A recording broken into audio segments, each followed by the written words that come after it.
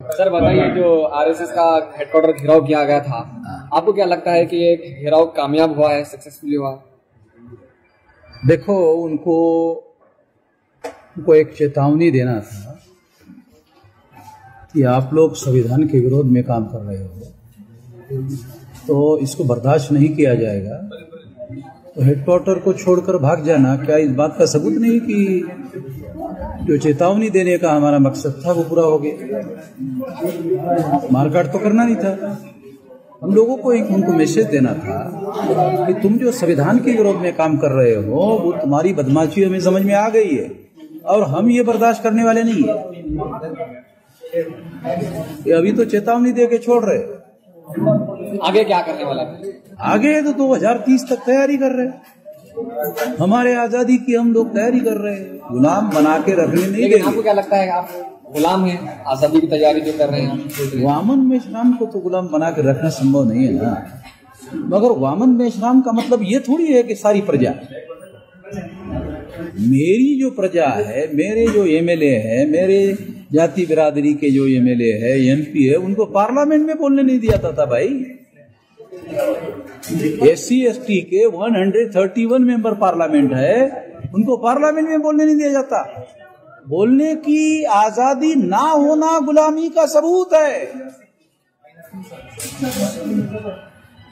अरे आम आदमी की तो दूर की बात है, इलेक्टेड एमएलए और एमपी को बोलने नहीं दिया जाता।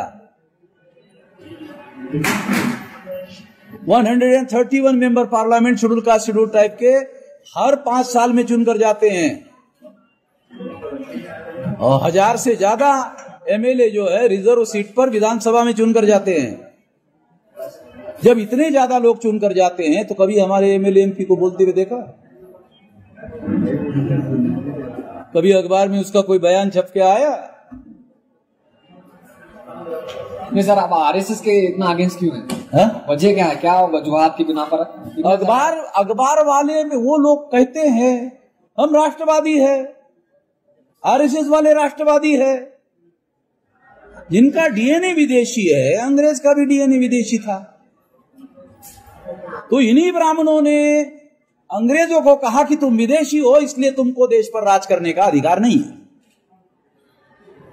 तो डीएनए कहता है ब्राह्मण भी विदेशी है, तो उसी सिद्धांत के अनुसार जो ब्राह्मणों ने अंग्रेजों के लिए लागू किया था, उसी सिद्धांत के अनुसार अगर विदेशियों को भारत पर राज करने का अधिकार नहीं है, डीएनए कहता है ब्राह्मण विदेशी है, तो ब्राह्मण को भारत पर राज करने का अधिकार किस आधार पर?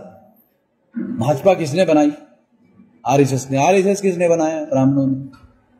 नरेंद्र मोदी तो आरएसएस का नॉमिनेटेड प्राइम मिनिस्टर है, तो राज तो वास्तविक आरएसएस का है, आरएसएस का मतलब ब्राह्मणों का है। क्यों मानेंगे हम? ये सिद्धांत की बात है। आरएसएस के जो ब्राह्मण हैं उनकी खेती, वामन मेश्राम की खेती लगी है क्या? मेरे ढोर डंगर उनके खेती में जाके चल रहे, उनके ढोर डंगर मेरे खेती में आके चल रहे। इसकी वजह से वामन मेश्राम का और मोहन भागवत का झगड़ा चल रहा है। ऐसा कोई झगड़ा है? मोहन भागवत के पास भी खेती नहीं है, वामन मेश्राम के पास भी कोई खेती नहीं है। तो ये झगड़ा निजी नहीं है, ये झगड़ा सिद्धांत का है कि अगर अंग्रेजों के लिए विदेशियों को भारत पर राज करने का अधिकार नहीं है, तो विदेशी ब्राह्मणों को भारत पर राज करने का अधिकार कैसे है? सिद्धांत की लड़ाई है, निजी झगड़ा थोड़ी है। और कर्नाटक में आने वाले साल में इलेक्शन है, तो आपकी तंजीम की देखो, बीजेपी के लोगों को यूनाइटेड फ्रंट बनाकर हरवाया जा सकता है। ऑल अपोजिशन के लोगों को यूनाइटेड फ्रंट बनाना चाहिए। यूनाइटेड फ्रंट बनाने वाले लोगों को मेरी मदद चाहिए, तो मैं मदद देने के तैयार हूं। सेकुलर गवर्नमेंट कर्नाटक में बननी चाहिए। सर, मूल निवासी वर्सेस आरएसएस ऐसा फाइट चलता है, और कर्नाटक भी और सतीश जारकिहोली एमएलए बेलगांव से एक इशू हो गया। तुम भी नेशनल लेवल पे भी ऐसा इशू होता है। सो जारकिहोली वो स्टेटमेंट वो मनुवादी बहुत लोग ऑब्जेक्शन करता है, मोदी का नहीं ऑब्जेक्शन करता है, ऐसे कंट्रोवर्सी बोलते हैं क्या? जारकिहोली जो है वो गलत जगह पर है। वो जिस घर में रह रहा है उस घर के लोग ही बोल रहे तुमसे हम सहमत नहीं। मनुवादी बाहर के लोग तो दूर है। डीके शिव कुमार ही बोल रहा है कि तुमसे सहमत नहीं, फिर भी वो कांग्रेस में बना हुआ है। उसको अगर थोड़ी इज्जत है झारखंड को तो इस्तीफा दे, आ जाए मेरे साथ मिलकर लड़। क्योंकि कांग्रेस में रहकर उसने बयान दिया और कांग्रेस वाले उसकी बात नहीं मान रहे। अभी मेरे पास सबूत है, उसको चाहिए तो मेरे से ले लेना। दयानंद सरस्वती है ना ब्राह्मण, गुजरात का टंगारा गांव, उसने लिख कर कि ये हिंदू तो मुसलमान की दीवी गाली, लिख के रखा। मेरे पास किताब है दयानंद सरस्वती का, किताब है मेरे पास। अभी का बहुत मुस्लिम्स कर्नाटक में कांग्रेस के साथ चलता है और बीजेपी को वोट डाल दिया। लास्ट एमपी इलेक्शन में, वही इलेक्शन में वो कैंडिडेट हमारा है ऐसे बोलता है, बीजेपी कैंडिडेट को ये हमारा कैंडिडेट है ऐसे बोलता है। उन लोगों को कैसे क्या बोलना चाहिए?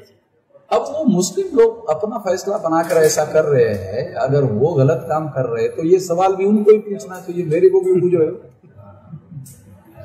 वो गलती कर रहे हैं, सवाल मेरे को पूछ रहे हो। मैंने कौन सी गलती की जो सवाल पूछ रहे हो मेरे को? सीएम इब्राहिम, ये मुस्लिम लीडर, वो बोलता है हम भी वो जारकिहोली, वो मुस्लिम लीडर कर्नाटक में वो ये पुराना लीडर माइनॉरिटी बिल लेके आ गया। वो पावर जाने लेने के वो जेडीएस गया। वो बोलता है जारकिहोली गलत बोलता है। सीएम इब्राहिम एक मुस्लिम लीडर, माइनॉरिटी लीडर है, बोलता है जारकिहोली गलत। तो उसको मालूम है मुसलमानों के वोटों से वो चुनकर नहीं आ सकता, तो दूसरे लोगों के वोट लेना पड़ेगा। दूसरे लोगों को नाराज करना ठीक नहीं रहेगा, इसलिए सीएम इब्राहिम ऐसा बोल रहा है। सर आप मजबूरी है। सर आप केजरीवाल के ताल्लुक से क्या बोलेंगे? केजरीवाल की पॉलिटिक्स जो है एक हिंदुत्व की तरफ जा रही है। केजरीवाल बोल रहा है कि लक्ष्मी का चित्र जो है रुपए पर छापना चाहिए, गांधी जी का हटाना चाहिए। तो आपको क्या लगता है? तो आरएसएस के लोग, बीजेपी के लोग, विश्व हिंदू परिषद से केजरीवाल अलग कैसे? वही थैले का चट्टा बट्टा है? उसका और उसका क्या अलग है? एक जैसी बोली बोल रहा है, अलग अलग है तो बोली लगती नहीं है। आपको अच्छा, वो क्या कहता है कि मैं भ्रष्टाचारी नहीं हूं, मैं ईमानदार हूं। केवल ईमानदार होने से थोड़ी देश चलेगा। आइडियोलॉजिकल पॉलिसी चाहिए, एक आइडियोलॉजी चाहिए, एक पॉलिसी चाहिए। जहां तक आइडियोलॉजी और पॉलिसी का सवाल है, बीजेपी से उसकी आइडियोलॉजी अलग कैसे? हमें तो नहीं लगता उसकी आइडियोलॉजी बीजेपी आरएसएस से अलग है। बल्कि बहुत सारे बीजेपी आरएसएस के लोग कहते हैं केजरीवाल अच्छा आदमी है। हमें समझ नहीं आता साला आरएसएस के लोग उसकी प्रशंसा कर रहे हैं। अब आरएसएस के लोग केजरीवाल की प्रशंसा कर रहे हैं तो फिर तो कुछ तो मामला हो, कुछ गड़बड़ वाला मामला है। तो सोचने वाली बात है। आपको भी मैं आरएसएस वाला हूँ को बोले तेरे साथ पहले तो था एंटी रिजर्वेशन आंदोलन दिल्ली में, यूथ फॉर इक्वेलिटी वाला आंदोलन केजरीवाल ने तो शुरू किया था, और रिजर्वेशन विरोधी आंदोलन था। पता है दिल्ली में यूथ फॉर इक्वेलिटी नाम का संगठन बनाकर केजरीवाल ने आंदोलन किया था, वो रिजर्वेशन विरोधी आंदोलन था। आप लोग पता नहीं, मैं तो दिल्ली में मेरा हेडक्वार्टर है। सर ये अम्बेडकरिस्ट, ENIA, UAPA ऐसे एजेंसियां वो केस डालता है, वो कैसे? तो किस बात का केस डालता है? UAPA का केस डाल दिया बहुत लोग। ये तो पार्लियामेंट का पास किया हुआ कानून है, पार्लियामेंट का पास किया हुआ कानून है, तो उस कानून को लागू करने का सरकार के पास अधिकार है। वो उसका मिसयूज करते हैं, एक अलग बात, मगर कानून तो पार्लियामेंट ने पास किया। पास गलत कानून पार्लियामेंट के द्वारा पास होना नहीं चाहिए। मगर उनका कहना क्या है, जिन्होंने कानून बनाया, यूएपीए कानून बीजेपी ने नहीं बनाया, कांग्रेस ने बनाया भैया।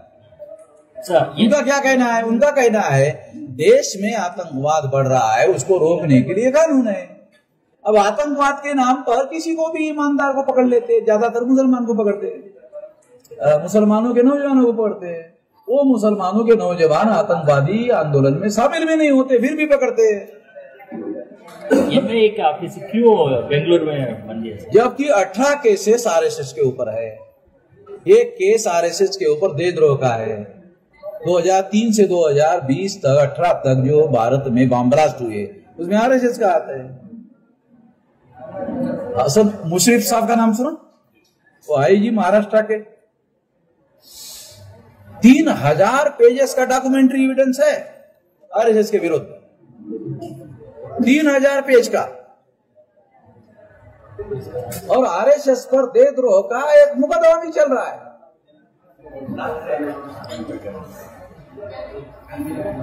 सर आजकल बुद्धिस्ट में ओबीसी के लोग बुद्धिस्ट में बहुत ज्यादा कन्वर्ट हो रहे हैं और आरएसएस परेशान ये तो नहीं दिखाई दे रहा है। उनके बाप दादा का, ओबीसी के बाप दादा का धर्म ही बुद्धिस्ट था। ये बुद्धा की जाति क्या है? शाक्य। शाक्य कौन सी जाति? मंडल कमीजन में ओबीसी। उनके बाप दादा का ये धर्म था। अब उनको मालूम आज हो रहा है, तो अब उन्होंने कहा मेरे बाप दादा का धर्म था, उसमें जा रहे, अभी मालूम हो रहा उनको। सर जिस तरह की बातें आप बता रहे हैं, ग्राउंड लेवल पर उसके खिलाफ काम करने के लिए कोई आगे बढ़ता नहीं है। जैसे ही कोई आवाज उठती है तो या तो उसे अरेस्ट कर लिया जाता है या उसी तरह पूरी तरह उसे खत्म कर दिया जाता है। क्या सोल्यूशन होना चाहिए? मुसलमान जमीनी लेवल पर काम करेगा तो उसको अरेस्ट ही करेंगे, और कर रहे हैं। एससी एसटी ओबीसी इस देश की मूल समस्या है। इनका इस्तेमाल करते आरएसएस के। अगर इनको जगाया जाए, इनको जोड़ा जाए, इनका संगठित शक्ति निर्माण किया जाए, तो इनका इस्तेमाल ही आरएसएस को लोग कर नहीं पाएंगे मुसलमानों के खिलाफ।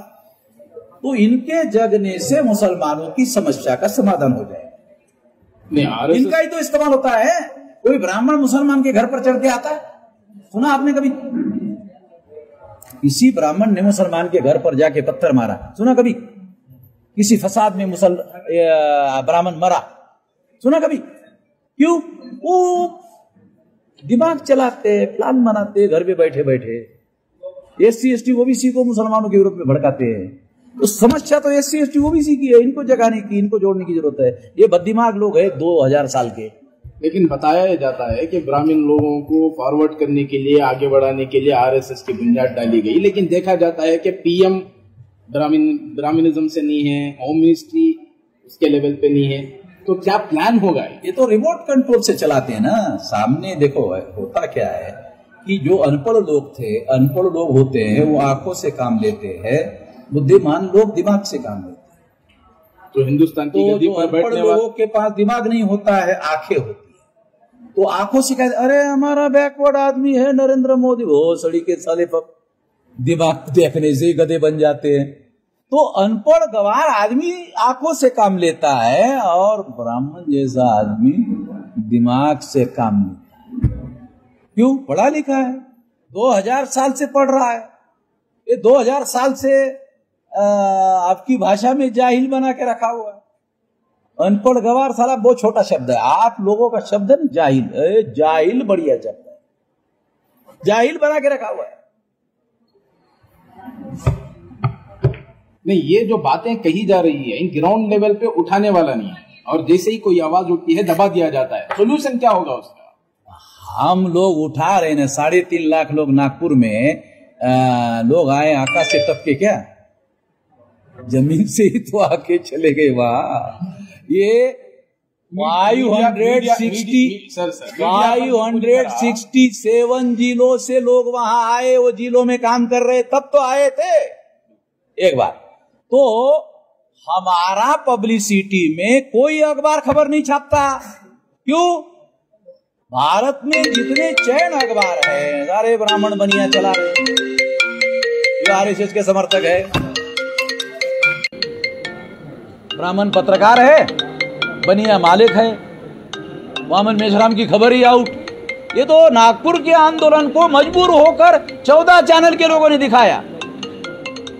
जब मैंने वहां ठोकने के लिए गया ना हेडक्वार्टर पर, तब उनको लगा साले खबर तो देना पड़ेगा भाई, नहीं तो उनके ही लोग अनजाने में रहेंगे, इधर ठोक लेगा वामन मेश्राम, बताना पड़ेगा कि वामन मेश्राम ठोकने के लिए आया।